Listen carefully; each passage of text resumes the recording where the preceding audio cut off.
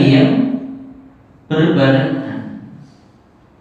Makanya dulu pernah di kitab Al-Kabair ini juga Ibnu Abbas mengatakan bahwa di dalam Al-Quran itu ada 3 hal yang diikuti dengan yang lain. Bila mana cuma dilakukan satu saja, maka yang lain nggak diterima. Yang pertama apa? Bersyukur kepada orang tua Allah dan bersyukur kepada orang tua. Ini dua-duanya harus jalan bareng. Meskipun orang tuamu kafir sekalipun, jelek sekalipun, jahat sekalipun, kita tetap harus berbakti kepada orang tua. Kalau bersyukur kepada Allah, jelas Allah yang menciptakan kita.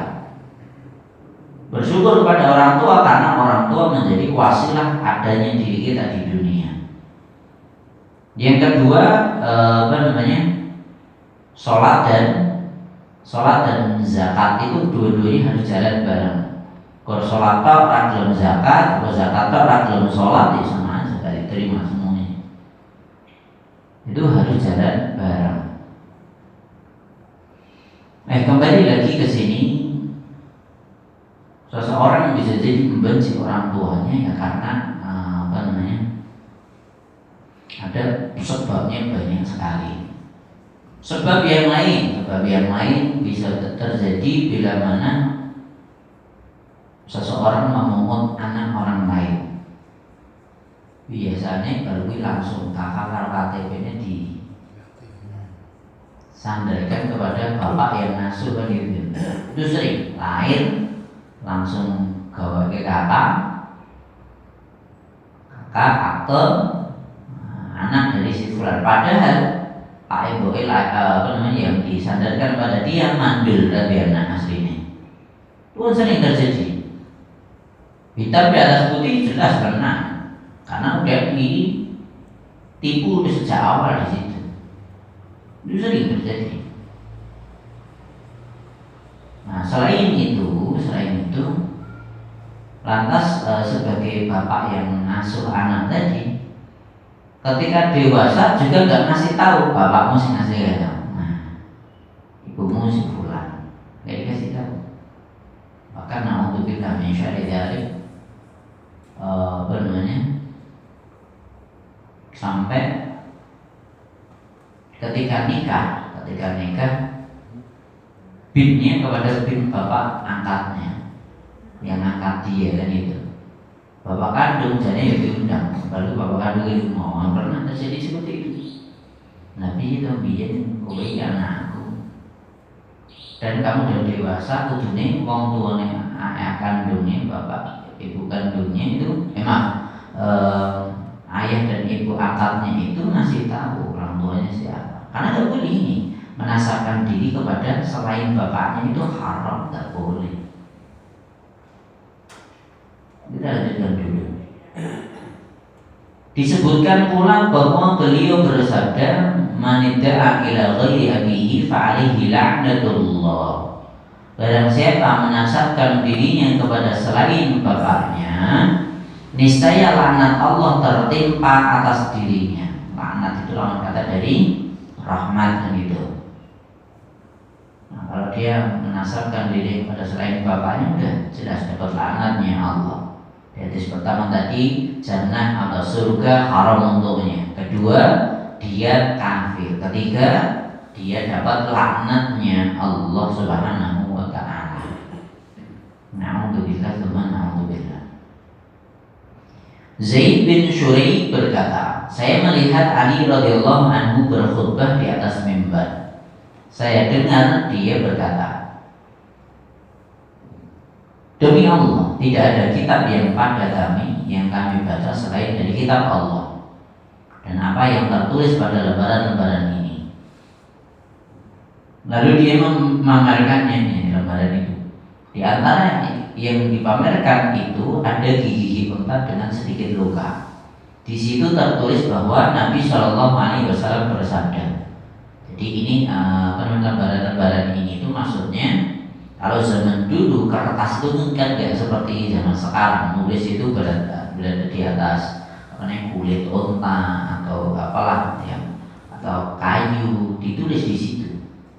Nggak ada seperti sekarang print-printan orangnya kertas pakai pensil, nggak ada. Bisa jadi butuh dipahat, ya bisa jadi. Nah seperti itu. Lantas salah satu sabda Nabi Shallallahu Alaihi Wasallam, Al-Madinatu haramun ma baina airin ila tawrin.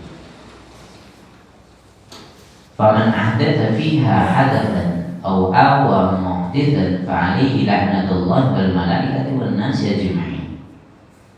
La yaqbalullahu minhu yawmal qiyamah sarfan wala 'adlan. Wa man intama ila ghairi mawalihi fa'alaihi mithlu dhalika wa dhimmatul muslimina wahidun. Madinah adalah tanah haram, yaitu antara air dan sur. Jadi Madinah itu ditentukan dari sini sampai sini. Nah, kayak Indonesia itu dari Sabang sampai Merauke lah menurut istilahnya. Hadis ini menyebutkan milik seperti Madinah dari sini dan sini, semuanya haram. Maka barang siapa berbuat bid'ah di dalamnya atau membantu pembuat bid'ah, niscaya laknat Allah, malaikat dan manusia seluruhnya tertimpa atasnya. Ini berarti berbuat bid'ah di dalamnya berarti dia sendiri melakukan bid'ah sendiri. Membantu pembuat bid'ah maksudnya mungkin dia sebagai yang punya kedudukan atau kedudukannya apa? Nah, sponsor atau gubernur atau presidennya dukung, oh ini bid'ah, merapopo lanjut. Jadi membantu itu, niscaya laknatnya Allah, malaikat dan manusia seluruhnya tertimpa atasnya. Jadi yang dapat laknat itu bukan cuma orang yang melakukan bid'ah, bahkan orang yang mendukung perbuatan bid'ah pun sama. Selanjutnya, Allah tidak akan menerima amalannya pada hari kiamat kelak. Karena itu tadi, karena bid'ah tadi. Jadi amalan kebaikannya tidak akan diterima oleh Allah.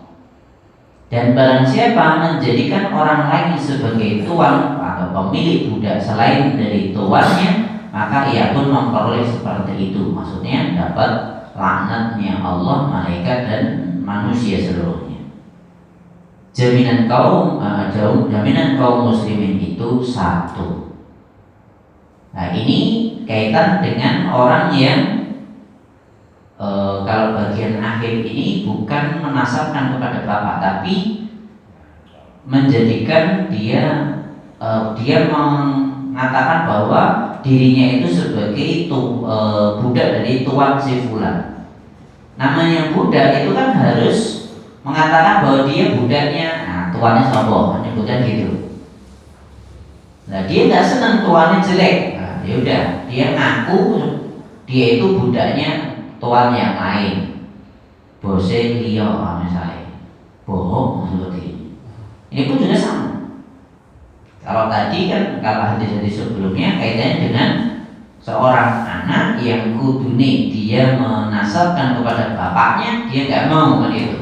Nah kalau selanjutnya ini seorang budak dia menasabkan dirinya kepada bukan tuannya. Mereka semua dapat laknat Allah Subhanahu wa ta'ala. Kenapa kok hal-hal seperti ini diperhatikan?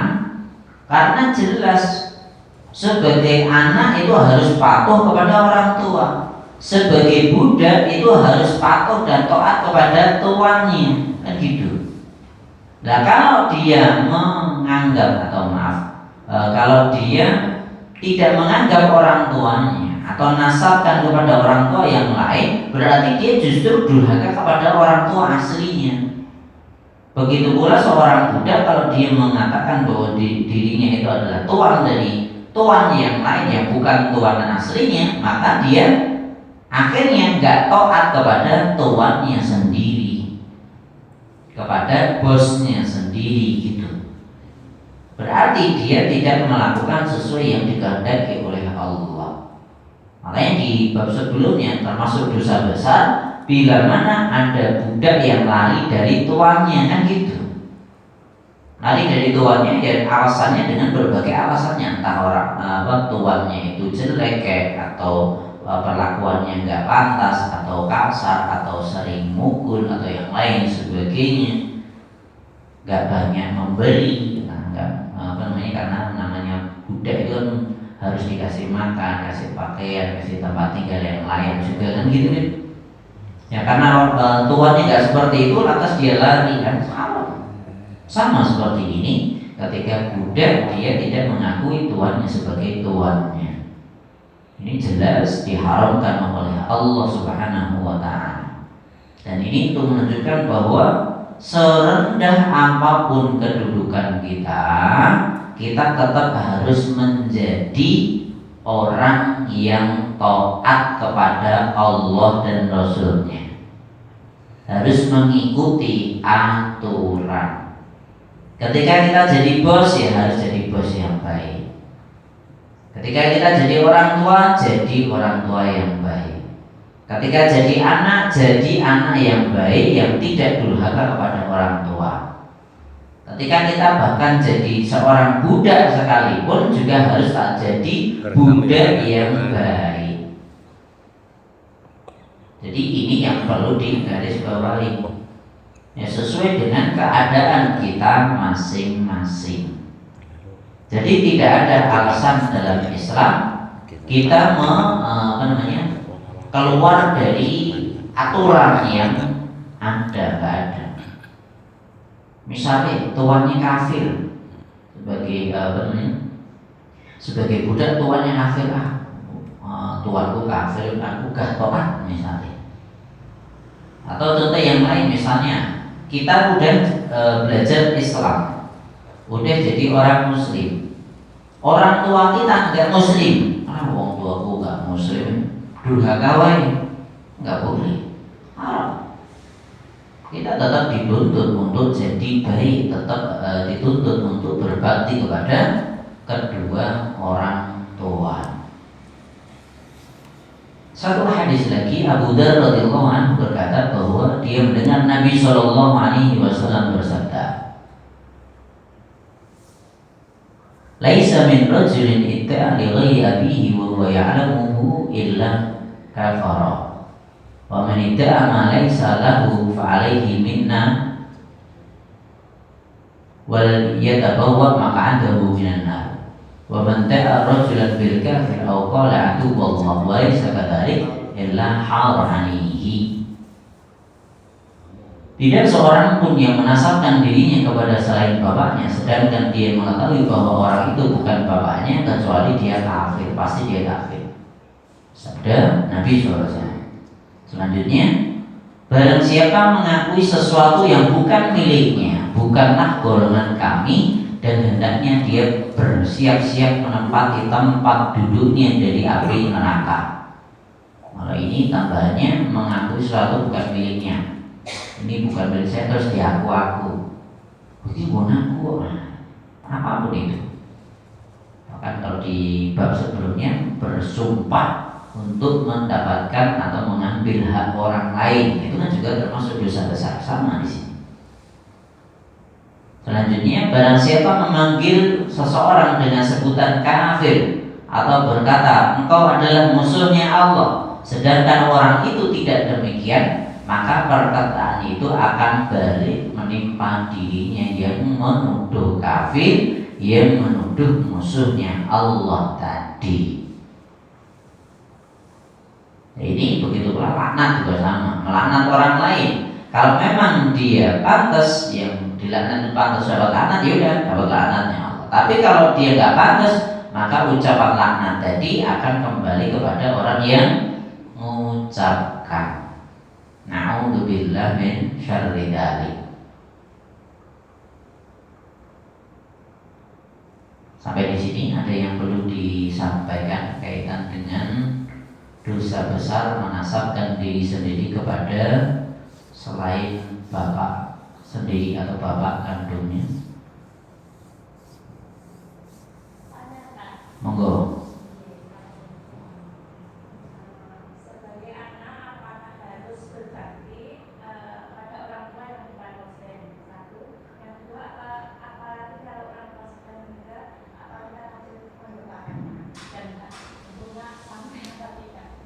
Yang meninggal muslim enggak? Yang meninggal nggak muslim sebagai bapak. Jadi gini, nanti silakan buka surat Luqman, baca dulu. Barangkali dengan bawa Al-Quran, buka surat Luqman.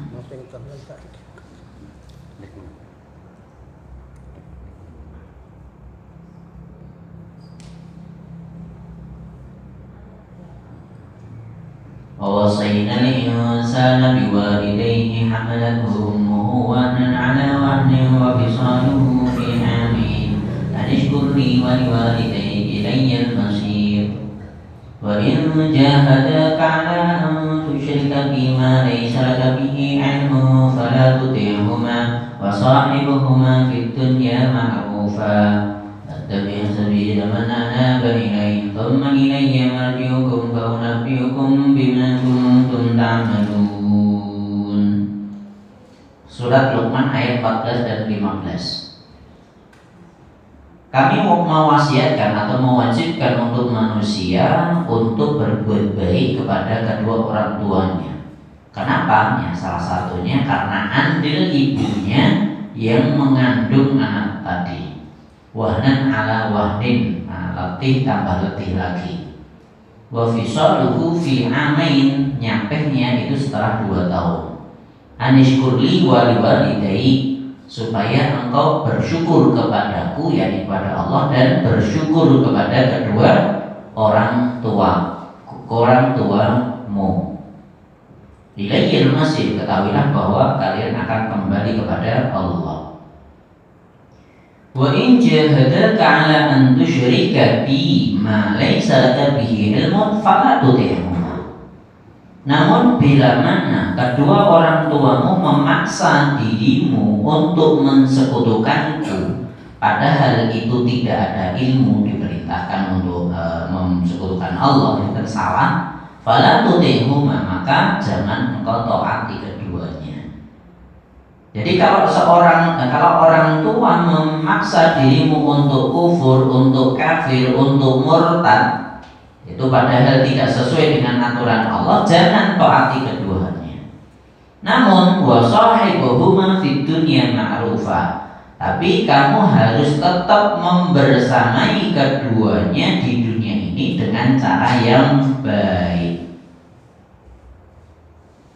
Jadi ini dalil menunjukkan bahwa meskipun orang tua kafir, kalau dia masih hidup, kita tetap diperintahkan untuk berbakti kepada orang tua. Jadi perintah bakti dari kepada orang tua itu perintahnya dari Allah. Gak pandang bulu orang tuamu baik atau gak baik, Islam atau gak Islam, ibadah atau gak ibadah, sholat atau para sholat, perintahnya kamu sebagai anak bakti sama kedua orang tua. Itu perintah dari Allah. Kalau kita melakukannya itu, mau berbakti kepada orang tua, Allah ngasih pahala untuk kita.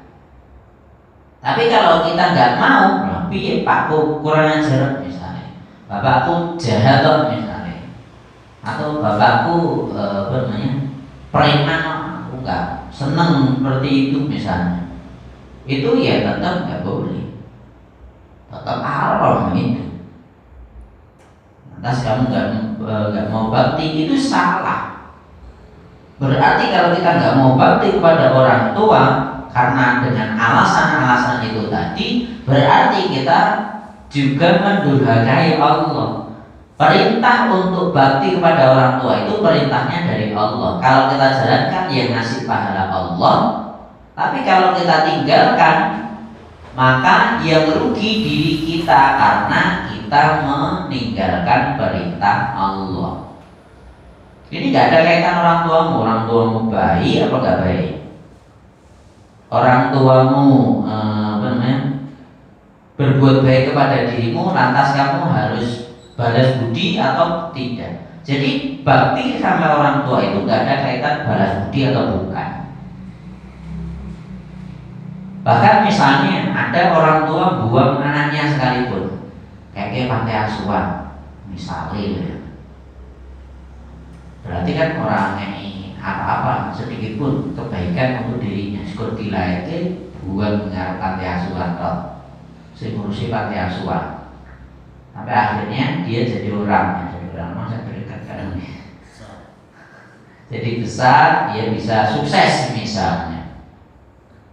Nah terus orang tuanya datang, misalnya itu terjadi pada diri kita, orang tua kita datang pada diri kita bahwa oh kamu anak boleh, buktinya ini tes DNA ya monggo misalnya, betul ternyata dia nggak pernah berbuat baik pada diri kita, maka kita tetap harus bakti kepada orang tua kita meskipun dia nggak pernah berbuat baik pada diri kita.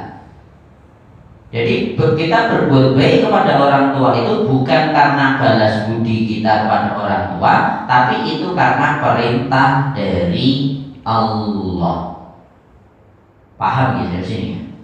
Kembali lagi, kalau orang tuanya kafir bagaimana? Meskipun kafir sekalipun, kita sebagai anak yang muslim tetap harus bakti kepada orang tua.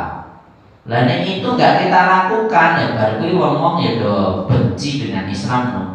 Banwa bu Islam baru kui durhaka karo aku, ngono wis ruwet baru kui.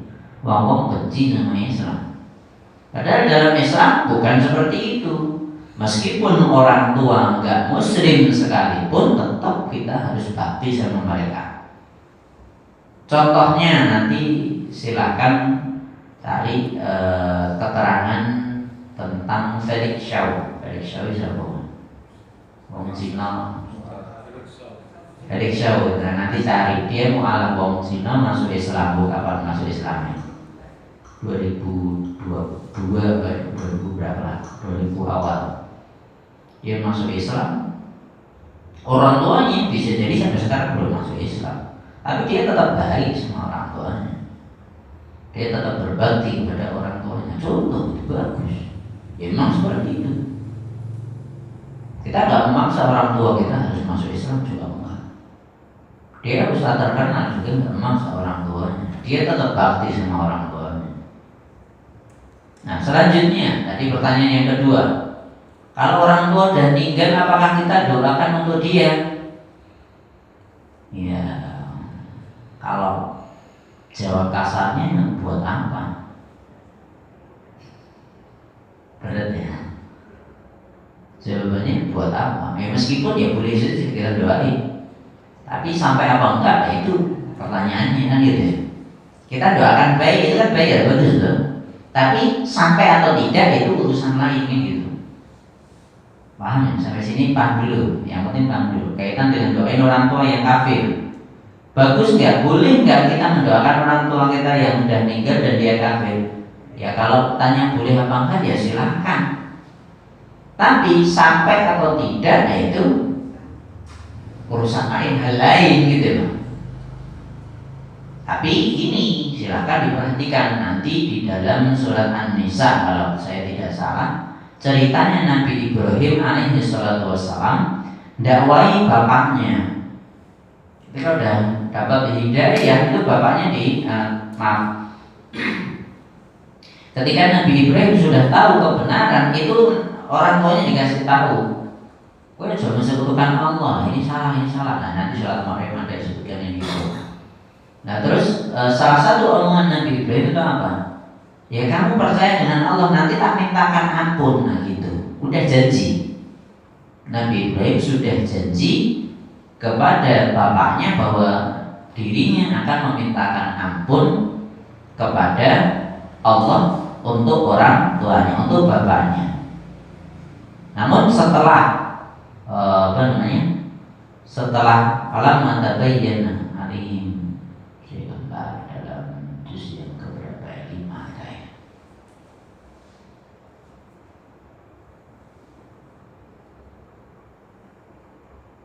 Berarti bukan surat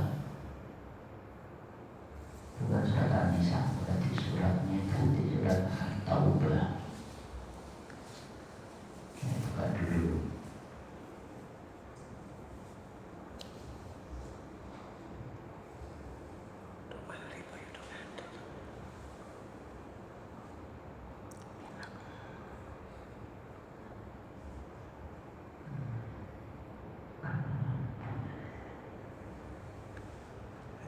biasa sehari siang tuh sehari sore ya situ kemudian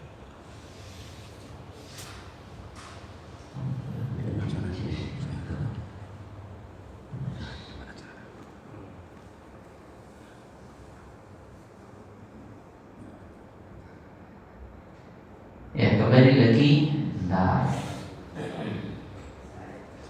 di ayat yang coba sebelumnya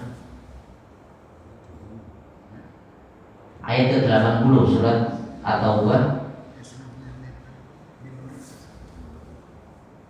Istaghfir lahum aw la tastaghfir lahum in tastaghfir lahum 70 marratan fala yaghfirullahu lahum. Engkau wahai Muhammad memintakan ampun untuk dia atau tidak.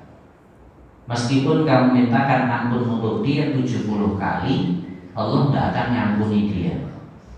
Ini untuk siapa? Orang munafik, orang kafir. Ayat 80. Jadi ketika ada orang meninggal, dia munafik, dia orang kafir, kamu mintakan ampun untuk dia atau tidak. Bahkan misalnya kamu sholati dia 70 kali sekalipun, Allah gak mungkin ngampuni dia. Karena apa? Karena dia meninggalnya dalam keadaan kafir. Begitu pula di ayat yang selanjutnya, ayat 84, wala tusalli ala ahadin minhum mata abada. Janganlah engkau mensolati salah satu di antara mereka yang mati selama-lamanya. Wala taqum ala qabri, bahkan janganlah engkau berdiri di atas kuburnya untuk doakan dia. Innahum kafaru billahi wa rasulih, karena mereka kufur kepada Allah dan Rasulnya. Wa matu wa hum fasiqun, dan mereka mati dan mereka dalam keadaan fasik, belum taubat kepada Allah Subhanahu wa taala. Ini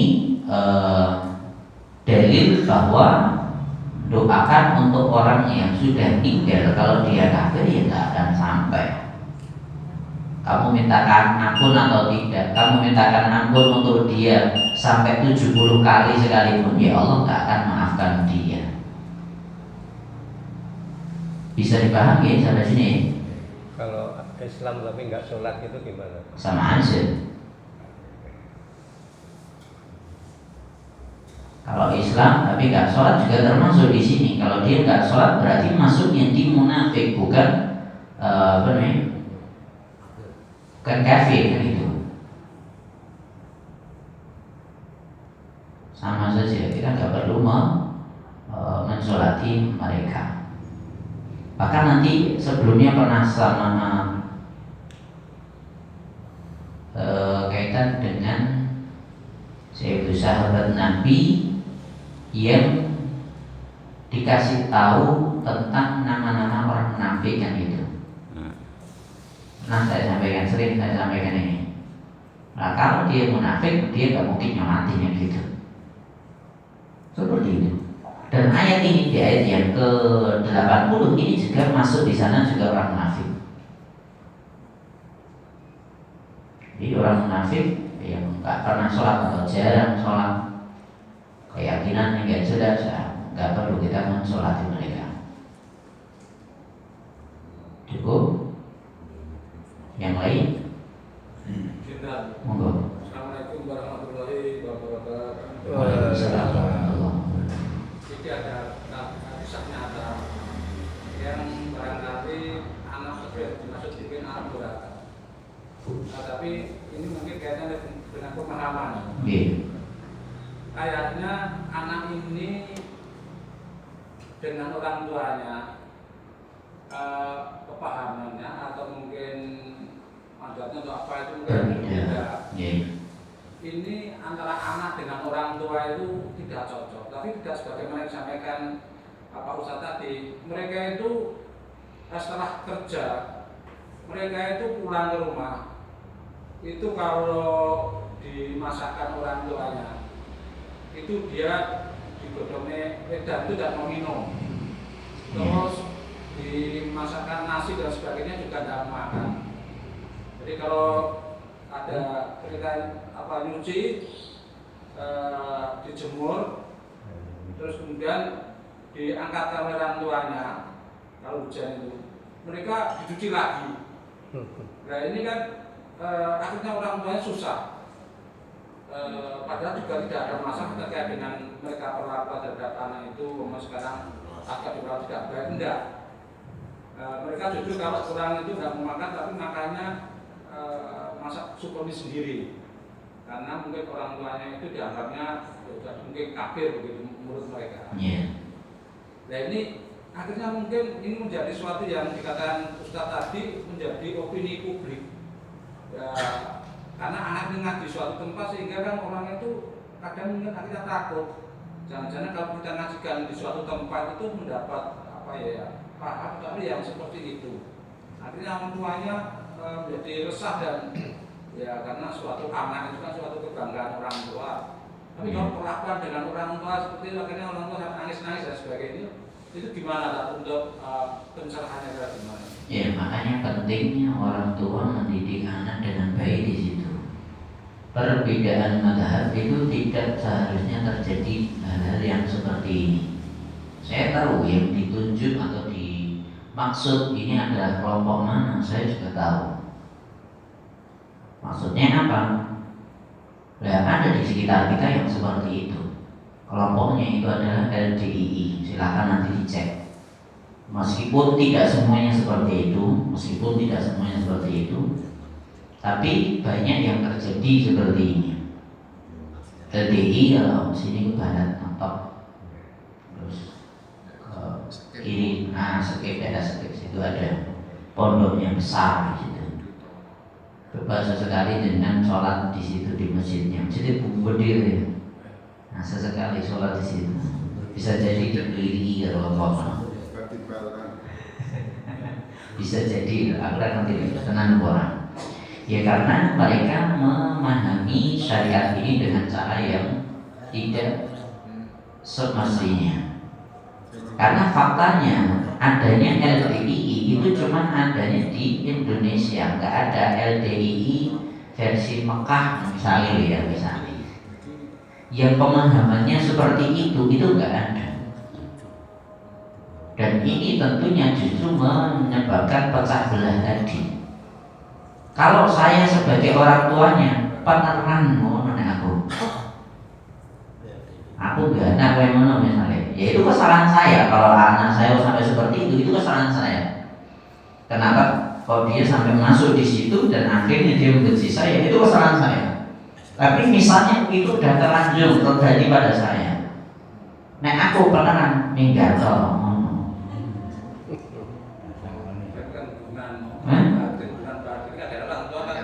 Lah kalau saya pernah masak gelem, ya tak masak duit itu tak kayak kowe kok ora gelem, ya wis tak nggone dhewe kan pernah kan.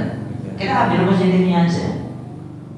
Bahkan pernah banyak ada orang menanyakan, lah kalau sesuatu yang dipegang oleh muslim yang lain itu dianggap najis, kok duit itu ya atau cuci kalau ketika kowe ning pasar kan tetap itu transaksi itu.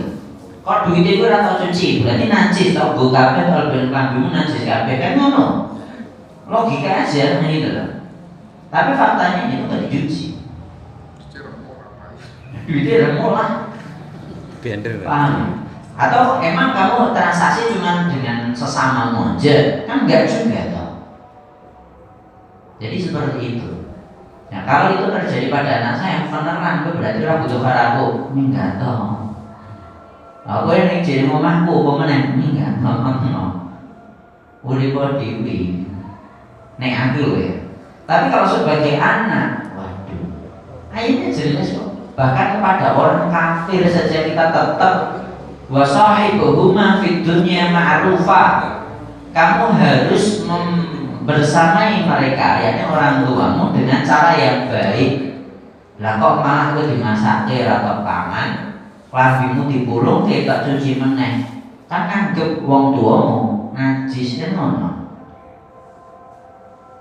Ini tentunya pertanyaan tanda tanya besar.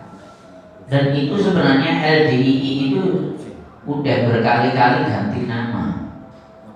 Bahkan cari aja di media sosial, nggak cuma di YouTube.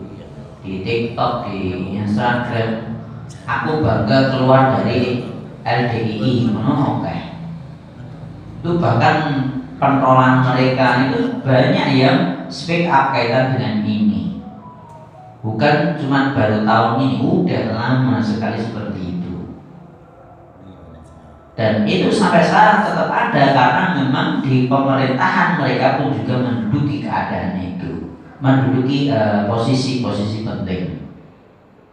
Dulu pernah dilarang di Indonesia, tapi setelah itu ganti nama, tetap memenuhi. Sampai akhirnya sekarang jadi LDI itu.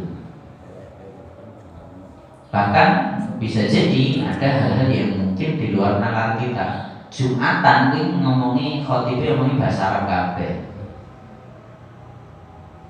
Udah makmumnya memang bisa bahasa Arab. Aku yakin orang bisa. Bahasa Indonesia orang mesti paham. Aku ngomong bahasa Indonesia karena saya ngomong paham. Ngomong bahasa Arab kan mana ya? Yang bahasanya berbeda. Mereka pakai bahasa Arab. Alasannya Nabi pakai bahasa Arab. Nah, ini alasannya ngono kok kowe nganggo mobil kok nganggo unta wae. Ngono ya. Ya, ini perlu difahami. Tadi kan ayatnya jelas. Kalau orang tuamu memerintahkan dirimu untuk mensekutukan Allah, jangan taati. Tapi kamu tetap harus bersamai mereka dengan cara baik. Lagi wong tuane orang ngajak musyrik, wong tuane padha-padha Islam meskipun yo beda firqah. Lah kok malah kok singkiri, kamu dibantu merasa tidak seneng bla cara aku wong kok tak bantu ra gelem pernah nantang oleh wong dia sing belum tak bantu. Paham ya hasilnya? Tapi anakku, nah berarti kesalahan kan di diri kita. Kita dulu didik anak atau nyepelake anak harus tepat. Kalau dia punya teman, temannya ini ditanyai, dia apa sih gitu, alirannya apa, belajarnya di mana, itu harus tahu. Jangan sampai anak itu diambil dengan pemahaman-pemahaman yang seperti ini. Paham ya ini? Cukup barangkali yang lain perlu ditanyakan, perlu dibahas. Satu lagi yang perlu saya sampaikan, penting juga nih. Maaf, ternyata di surat At-Taubah ayat ke-14 tadi, 114 kaitan dengan Ibrahim. Wa kana ma kana istighfar Ibrahim nabihi illa an mau'idatin wa'adaha iyyah. Wa lamma tabayyana lahu annahu aduwwun lillah tabarra'a min inna Ibrahim la'awwahun halim. Dan permintaan ampun dari Ibrahim kepada Allah untuk bapaknya tidak lain hanya karena suatu janji yang telah diikrarkannya kepada bapaknya itu. Maka tatkala jelas bagi Ibrahim bahwa bapaknya itu adalah musuhnya Allah, kafir, maka Ibrahim berlepas diri daripadanya. Sesungguhnya Ibrahim adalah orang yang sangat lembut hatinya lagi penyantun. Ayatnya jelas, setelah Nabi Ibrahim, bapaknya para nabi, itu aja nggak bisa doain bapaknya yang kafir, memintakan ampun untuk bapaknya.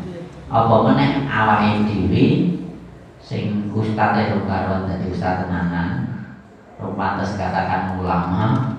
Apa meneh dudu ulama, dudu ustadz, maca Quran sebenarnya dulu lah.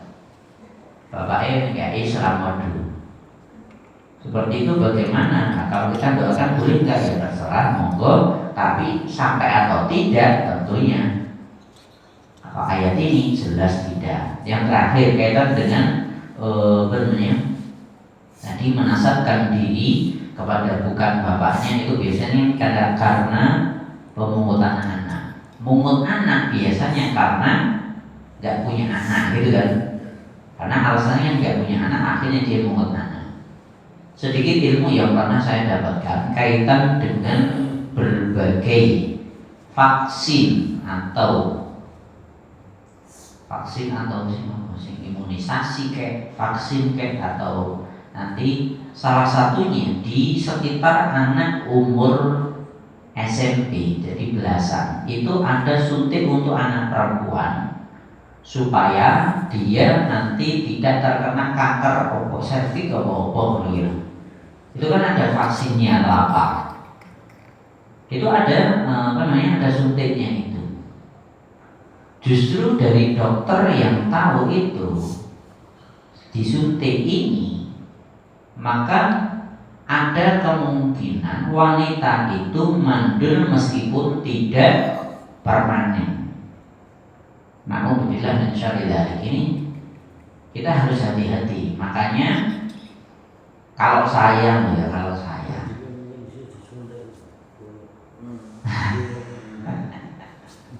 jadi ada seperti itu banyak. Kan itu imunisasi anak kecil diimunisasi, nanti apa diimunisasi, terus akhirnya ada vaksin, ada kan istilahnya banyak itu. Yang penting dileboknya di badan.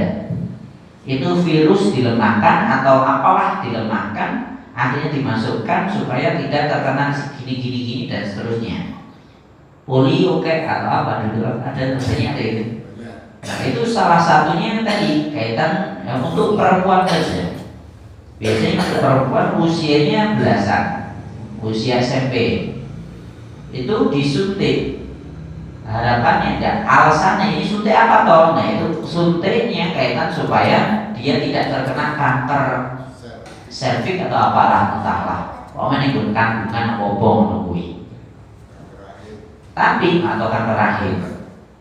Dan itu efek sampingnya adalah banyak dari perempuan yang disuntik itu dia jadi mandul meskipun terkadang tidak permanen. Dan setelah saya lihat jangan-jangan biar bujuku yang ini ya biar sampai 5 tahun baru punya anak saya.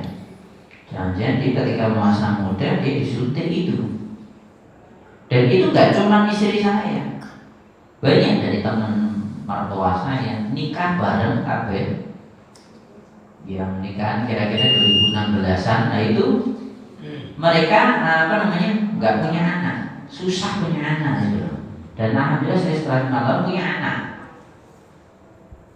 Itu efek samping dari, bisa jadi salah satunya efek samping dari vaksin dan lain sebagainya. Nah, kalau saya sendiri, saya lebih suka mensyukuri nikmat yang Allah berikan kepada saya. Maksudnya apa? Wis awakku iki los dol namanya. Los tanpa rewel. Kecuali aku lara tenan, aku panas ya ngombe paracetamol ngono ya. Aku ora lara kok digenuk wis sesuk ora lara, kuwi disuntik isih ngono jarene. Wah, ora percaya meneh. Nek aku kon donor darah kok toke darahe jikukan ora apa-apa. Tapi nek kok leboni aku gak. Kecuali aku sarep mati kecuali ditambah darah nah ora apa-apa. Tapi nek aku sehat kok dadak divaksin aku gak. Nah begitu pula anak saya imunisasi, bapak kaji ora tau tak kei. Imunisasi kan ada lahir men, suntik apa nek. Berapa bulan suntik mana? Berapa bulan suntik mana kan ya? Aku mesake ya lo tadi. Kok bar disuntik biasanya loro dia kan? Ya jelas lah. Pasti panas. Makanya aku gak wis sesuk anakku nek loro tak obati, tapi nek ra loro ora tak suntik iki.